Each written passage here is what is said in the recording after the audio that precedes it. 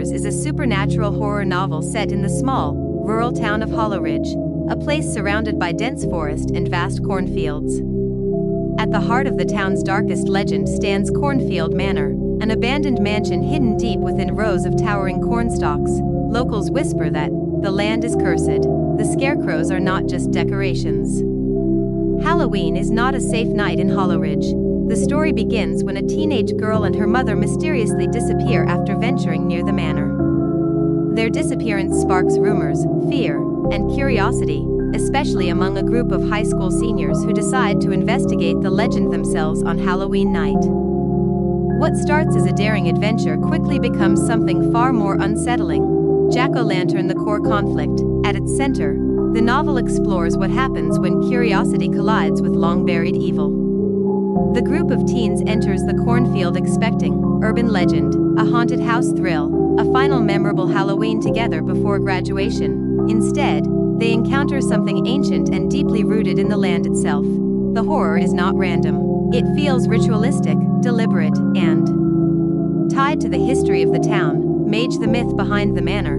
The story slowly reveals that Hollowridge was founded centuries ago by a couple whose fate became part of town lore. Their disappearance and rumored involvement in dark practices form the backbone of the curse surrounding the manor. The cornfield and the scarecrows are tied to old-world superstition, witchcraft folklore, cycles of vengeance, the idea of souls being bound to the land. Halloween plays a significant role because it represents a thinning of the boundary between worlds. A night when something dormant may awaken. Sheaf of Rice: The scarecrow motif. The scarecrows are central to the novel's symbolism. They represent watchers, guardians, silent witnesses. Something more than lifeless straw figures. Throughout the book, the imagery of the cornfield becomes increasingly oppressive. The endless rows feel like a maze. The scarecrows feel like they are observing. The land itself begins to feel alive. The title, Harvested Fears, reflects the novel's central metaphor. Fear is cultivated, fear grows, and eventually, it is harvested. Derelict house: small-town gothic horror.